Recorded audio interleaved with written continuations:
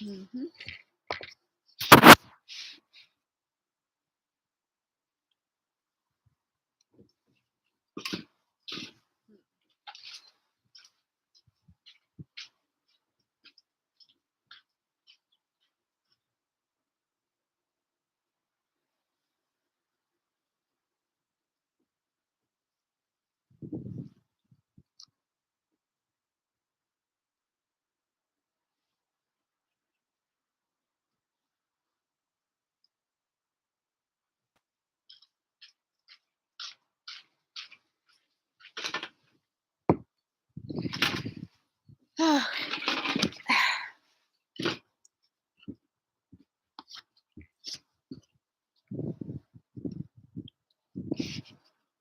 Well, hello and welcome back.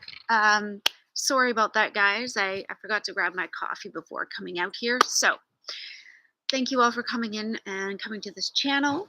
My name is Megan. I am the faithful fibromyalgia warrior. I still have fibromyalgia. I'm still faithful. I'm still a warrior because I'm still um, fighting to overcome the pain, to work on healing, to surrender to God, and to trust that He will help me heal along the way as He has been doing. So, I hope you're all doing well. So much has been going on since my last live stream. My husband and I, at the beginning of the month, the week of March 6th, we were in Portugal for our anniversary. We've been married 25 years. And that was absolutely beautiful and wonderful. And we spent most of our time there in Porto, but we did spend one evening in Lisbon. And when we went to Lisbon, by that point, I was so sick and tired of having to be pushed in a wheelchair, which I've had to have in place since 2016, and I was just getting so tired of always having to be pushed in the wheelchair. Um, and so we decided for where we were going to eat that night, we would take an Uber and we would just leave the chair where it was. And so we did. Took my crutch just in case, and we had a really nice meal. And we decided we wanted to find somewhere great to go and hang out for coffee. And when we asked some locals if there was anything nearby, like not just a Starbucks or whatever, but like a really cool kind of local place, they pointed us in the direction of what would be a really good spot. And it was a few minutes walk, and I did have my crutch, and I was holding my husband's arm as we went. But that was the first time I had walked more than a minute, like just through our little bungalow, say, from the kitchen to the bathroom. I'd not walked that distance in over 9 years, and it felt amazing. I had no new pain. We took our time. I had no new pain. I had no rebound pain of any kind. It was incredible. And I've just been really trying, especially over these last few weeks, to imagine what life would be like if I wasn't dealing with reduced mobility, if I wasn't still dealing with all the symptoms of fibromyalgia and chronic pain and what that might look like. And I'd never really done that before. I always looked at things as though, well, I think God just wants me to have this because I can handle it if I learn to rely on Him, if I learn to trust Him and pray to Him. I'll be able to handle all these different medical issues if I trust Him. And that's true. And there's been a very long season in my life, 9 years, where that's exactly what it was. I wasn't at a point where I was ready to heal physically. I needed to heal spiritually. Now, even though my symptoms are like 90% healed since going carnivore, or if you want, you can call it the Genesis diet, because if you look through the book of Genesis, if you read through chapters 1 all the way through to 10, there's passages through there where God points out that the plants were there for the animals. I mean, it makes sense, right? Logically, first there were First, he created the sky and he created the earth and he separated all the land with water. So you got the oceans and the seas and the rivers and the lakes. Then the plants appear, and then eventually birds and animals and sea creatures like fish appear, and then the humans appear after all of the food is there and ready for us to catch, to kill, and to eat. And so I believe he wants us to eat animal meats because that's where we get our nourishment from. Now, we can also eat things like for protein, we can eat eggs or at least the yolks if we tolerate them. Some people don't, they're allergic. Fine, you don't have to have them. But if you eat the fatty skeletal muscle meat of animals, especially the ruminants like beef, lamb, probably bison, caribou, zebra, all those types of mammals, then you are getting almost none of the plants that they've consumed because of how their multi stomach chambers can completely break down all the fibers and the cellulose and everything like that and turn it into muscle and fat in their bodies, which we then eat. So we don't actually get the plants, but we get the muscle meat and the fat that comes with it as it's broken down by these ruminant animals. Now, um, pigs are not ruminant animals. So if you can tolerate pork, go for it. Although it's a leaner meat, so you might have to eat more of it to feel full. But I seem to do all right with bacon and sausages now and then. Otherwise, I don't eat pork. I just find I get a bit of a histamine reaction, and the same can sometimes happen to me with chicken, and it definitely happens with any sort of fish. I start to feel my skin starts to feel itchy if I eat fish. Go figure. But beef, no problem. Lamb, no problem. I've never had bison or deer or caribou or anything. Well, that's not true. I've tried venison before. It was okay, bit gamey, but not bad. But if you don't have access to that easily, then ground beef, ground mince, if you will, bacon, eggs. Again, if you don't have a histamine reaction, so if you're not allergic or you're not overly sensitive, go right ahead. But that's not so much the part that I wanted to talk about, right? I would imagine if you guys have been here before, you guys know that I am a carnivore. So I eat meat, egg yolks, and that's it. I don't eat plants.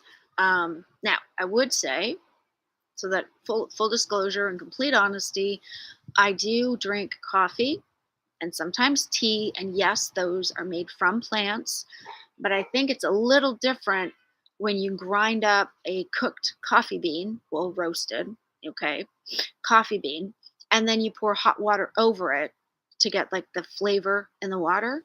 I think it's a little different than if you were to eat the beans directly, right? Because you've removed all the fiber, and there's still oxalates in there, obviously, but there's also antioxidants. So they kind of, from what I understand, that they cancel each other out. Okay. So other than coffee and occasionally tea, which I generally drink just black, um, that's all I consume. And the trickiest part for me was learning to eat when I'm hungry and stop and satiated. So I this morning I woke up, I wasn't that hungry, so I didn't eat, and that's a new thing for me. Um, but you know what? I have not in the past few months. I have not struggled with super anxious thoughts. I have not struggled with depression. I have not struggled with my bulimia, with my bulimic eating or the patterns or those self doubts or negative thoughts. I'm not saying that they'll never come back again. It's not like that's it, I'm done, I'm cured, I'll never struggle with those thoughts ever. It's kind of like sin, right? We sin every day. There are things we work on that we repent of, but doesn't mean we will never struggle again. It's just learning how to battle and be a warrior, right? So I can say that I definitely have full recovery from bulimia and food addictions. I don't crave sugar or carbs anymore. However, If I was to have any sort of sugar or carb, then I would be full out addicted again. You know, I would imagine it's like somebody who has an alcohol addiction or a drug addiction.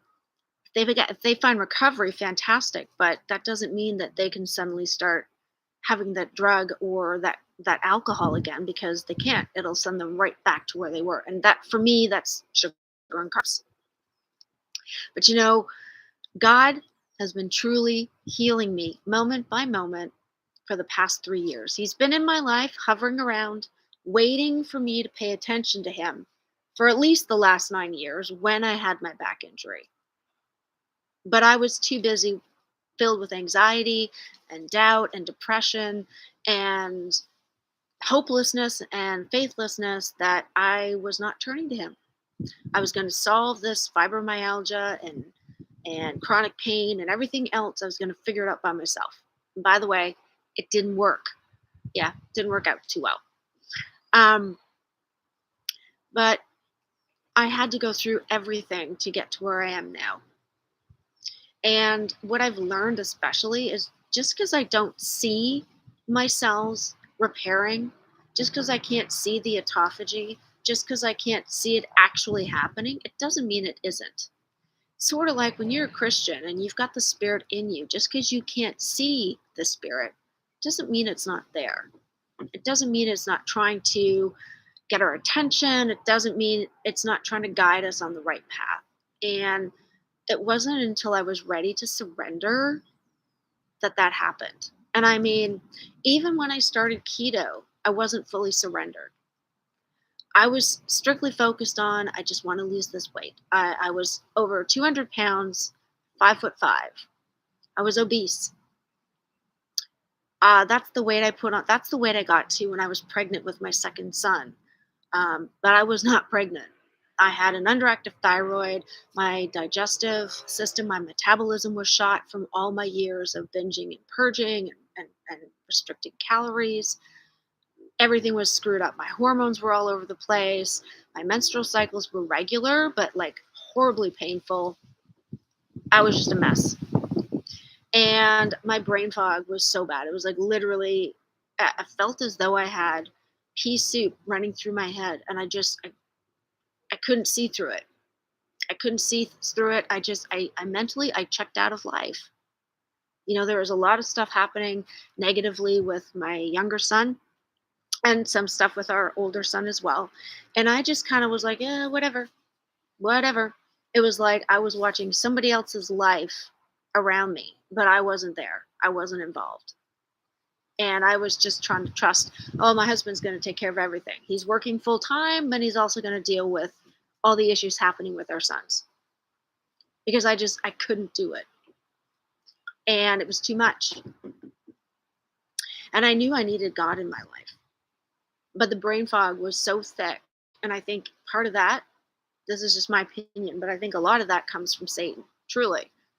He makes the fog so thick for those of us that struggle that we simply cannot see a way out. Even if we're Christians, even if we have a faith, if we are locked in fog and doubt and allow the depression and the anxiety to take over, and we forget to surrender to God, the fog just gets thicker. He wants us to be lost in that fog for as long as possible. And I knew that I needed to lose weight, and I didn't think that it would be possible because I tried being vegetarian before, never went as far as vegan, but my husband and I tried vegetarian for a while, and then pescatarian, but again, I hate fish, and the chicken was never filling enough, and I was always hungry. And all the vegetables, all the juicing, all the leafy greens, all the spinach, this and that, I did not know how full of oxalates they were at the time. They just made everything worse. My IBS could not be controlled. In spite of taking Senna tablets and laxatives constantly, it didn't help. And I didn't know where to start. And I know it was the Spirit that sort of nudged me and went, what about this keto thing? Because my sister-in-law tried it for her arthritis and her chronic pain. And I didn't really know what it was about, but I remember they tried it, and it did help her for a time. So I thought, I'll look it up. So I did. And I learned all about intermittent fasting and what keto is, and of course from there to carnivore. And I started out keto. Oh, sorry, there's my greyhound Billy in the back there. Um, I started out keto, but what I found was I had to track everything.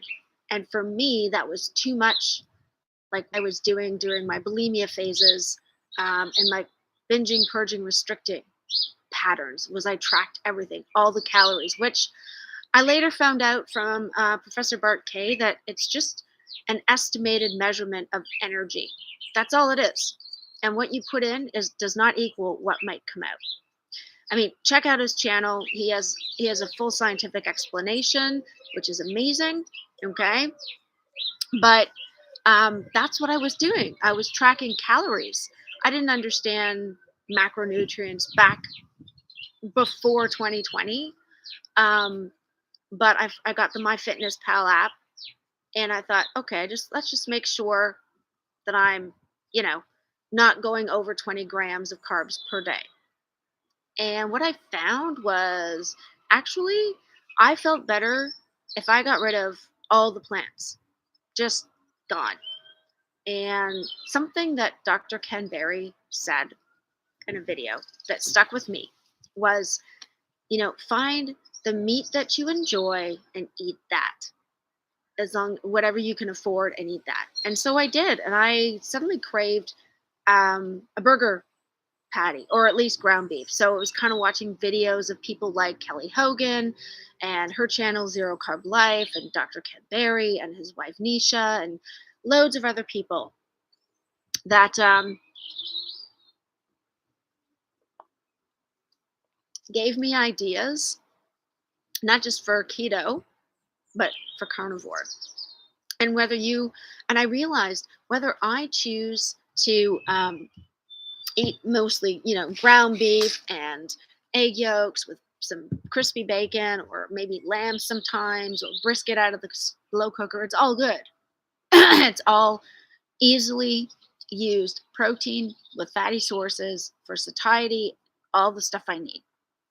And it didn't have to be steaks all the time, although sometimes we have steak. Sometimes we have sausages. I often have bacon. Sometimes I don't. And if we go to a restaurant, sometimes I'll order a really beautiful steak, or I might order a really nice burger, sort of thing, with fried egg on top and bacon. And oh, delicious. I'm getting hungry. I'm drooling thinking about it. But what I realized is it doesn't have to be a very specific meat, and it doesn't have to be whatever ever anyone else is doing. And so one of the people I really like to watch is Casey Durango at Go Keto with Casey, and that's something she talks about as well. If you're going to do carbs, keep them to 20 grams or less. Avoid sweet tasting things, including sweeteners, because they're just going to make you crave the real thing, right? And it's true. If something that one of my favorite YouTubers likes to say often, and that's Rebecca Heischman at Tailored Keto Health, is that we're not too far from a dual carriageway here. What she likes to often say is, you know what? Whatever you need to do to make eating this way sustainable, whatever you need to do to make eating this way sustainable, do that within reason. So she has recipes for things like carnivore brownies and carnivore cinnamon toast. And it truly is carnivore. She uses beef isolate protein powder that maybe has some chocolate flavoring, a little bit of sweetener for somebody who has maybe no sensitivities. And her husband was eating these treats to transition from the real crap, to slowly come off of it, maybe enjoy them once a month or once a year, even on his birthday. And other than that, eat the meat. And they eat the marrow and the bones. Cool. I don't have a slow cooker. Perhaps I'll get to that point at someday. But right now, I'm so enjoying this amazing, delicious, fatty ground beef that I get with egg yolks and bacon.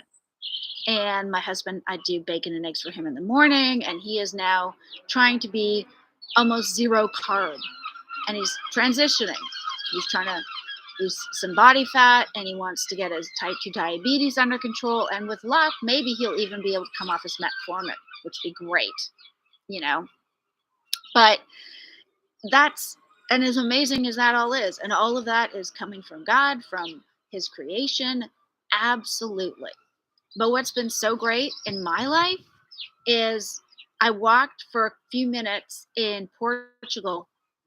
I didn't need to be in a wheelchair. I was able to walk very slowly, holding my crutch and my husband's arm, but we walked a block and a half to this cool place where we had coffee and he had dessert. And you know what? It was fantastic. It was freeing.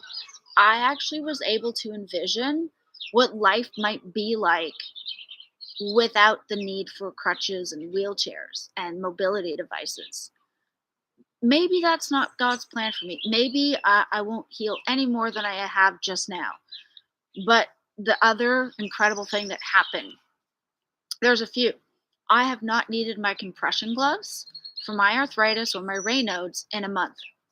I used to have to wear them constantly all day, every day, and wash them out regularly. I haven't needed them. I've been able to do some simple stretches to improve my posture, lengthen my spine. Well, you don't actually make your spine any longer, but to strengthen my spine, to strengthen my SI joint and the sacrum itself, and to open up the pelvis area, to loosen up all the tendons and ligaments and muscles there, to hopefully strengthen my core so I can strengthen my lower back and ease some of the chronic pain.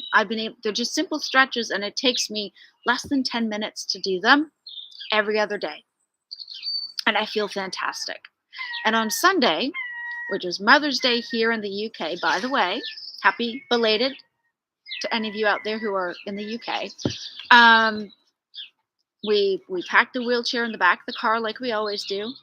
I was not going to take my crutch. I was sick and tired of having to use it. So that stayed at home. When we got to, so we rent out the auditorium of a high school for where we meet for our Sunday services. Okay. And when we got to the school, there was a place to park, like literally 5 meters, if that, from the entrance to the hall. So we weren't super far away, which is great. But I was able to get out of the car and walk into the hall and sit in one of their normal chairs and not use my wheelchair at all. I was feeling so great that there was a couple of times when we were all singing, the whole congregation was singing a worship song and they were standing, and I felt moved to stand, and I was able to stand and sing with everybody else. I didn't have to sit in my chair. It was so amazing. I've not been able to stand up and sing in church in years. I mean, my injury happened 9 years ago, but we had not been part of a faith community for much longer than that. And so when we rejoined our current church and faith community, it was in 2020. And of course, everyone knows that was lockdown, that was COVID, and we met virtually. So I just sat on my sofa. I've been able to spend more time, when I do sit on my sofa, I've been able to spend more time sitting with my feet down instead of on the footrest, improving my posture and helping my lower back. Just little things, but meaning the world. And it was so amazing to me that one of my favorite songs is called You're the One. And it goes, you're the one, you're the only one. Anyways, it's like the song leader sings and then the congregation responds. Amazing. It's one of my favorite songs. And I was able to stand up and sing along with everybody. Now, I wasn't like hopping and bopping. I was standing still. I was, being careful not to twist and do too much. But I've not been able to do that in the entire time that we've been a part of this faith community. I've never been able to do that. And I was able to do that on Sunday. And yes, I will admit I still had to put something underneath my bum because the seats are just hard molded plastic. Um, so I do wish I'd brought my coccyx cushion with me, but that's for another time. It was incredible and so overwhelmingly fantastic to be able to do that. There were people there who have never seen me out of my chair, and that is all by God. So he is knitting together my cells. He is helping me heal while I rest at night. He is making all these physical changes in my body because I'm eating the way he wants us all to eat for excellent health. And it's incredible. Will I ever get off the pills and the medication? I don't know. Maybe. Maybe I will, maybe I won't. I have no idea. And I may not even heal beyond, maybe on Sundays, being able to stand up now and then to sing with the congregation. And yet that's okay. That is farther along than I would ever have dreamed possible.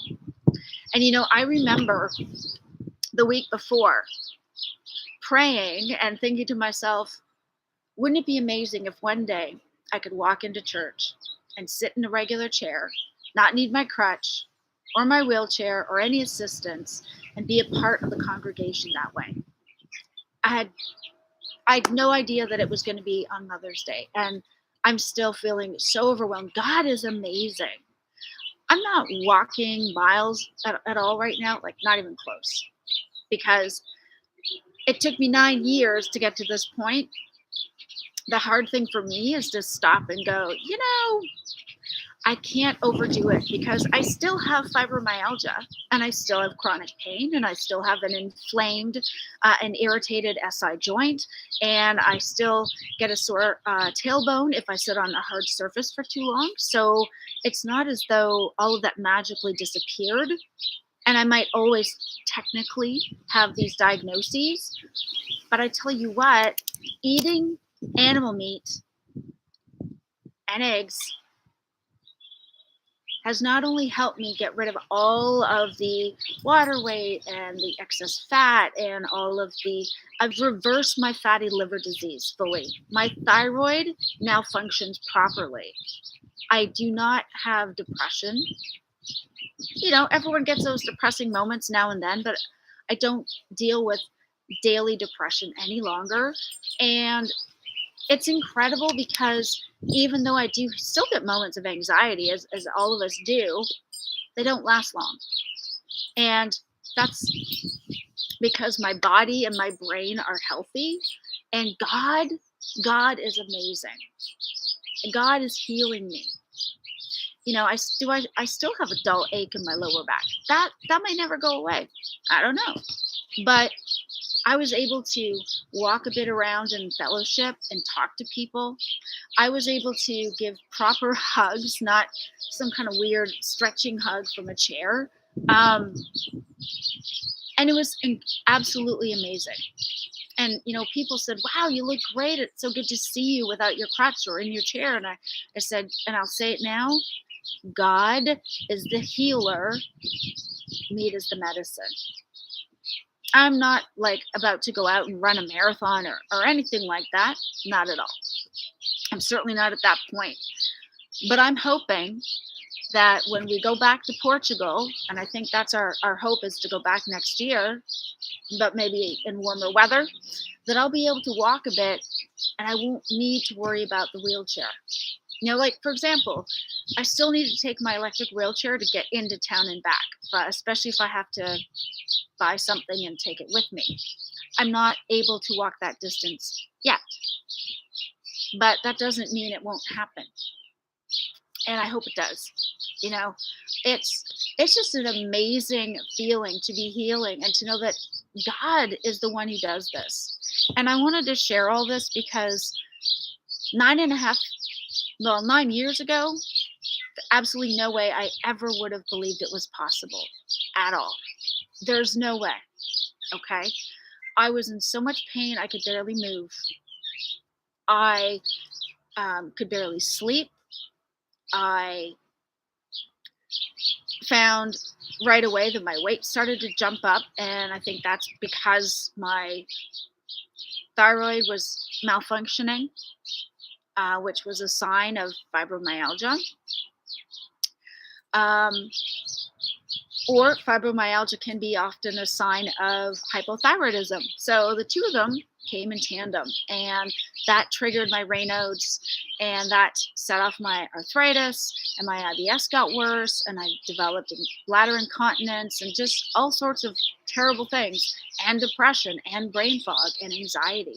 And those things are almost fully gone.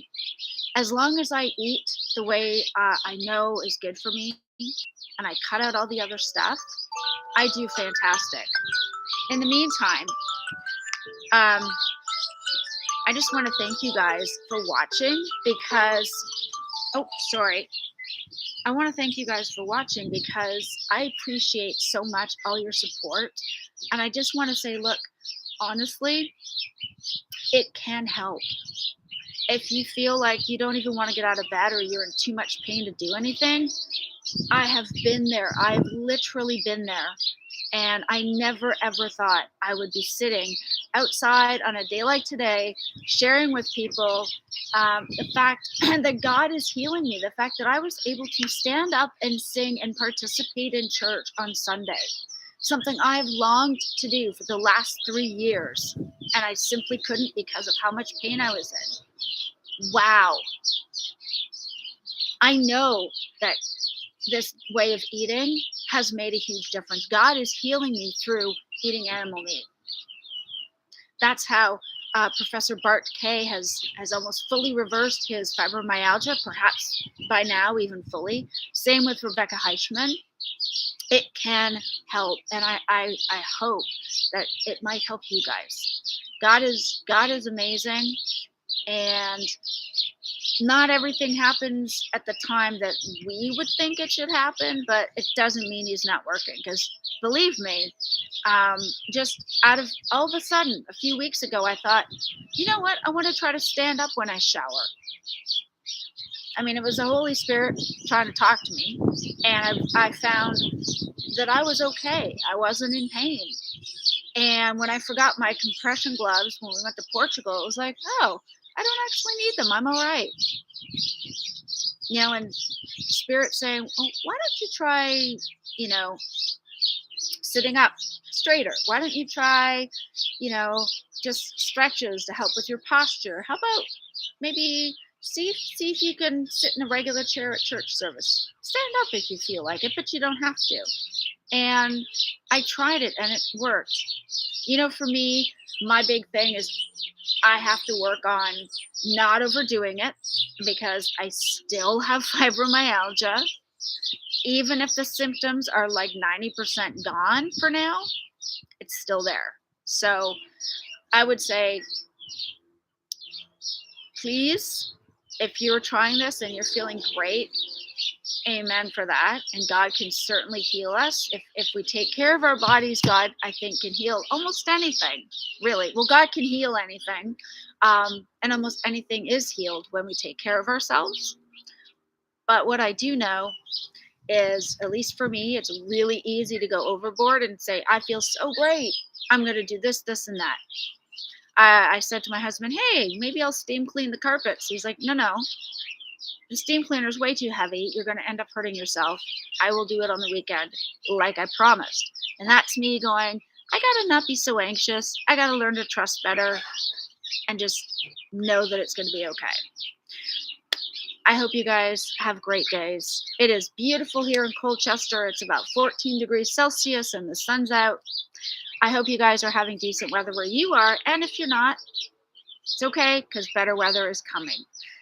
Thank you so much for watching this, whether you joined live, whether you watch this on replay.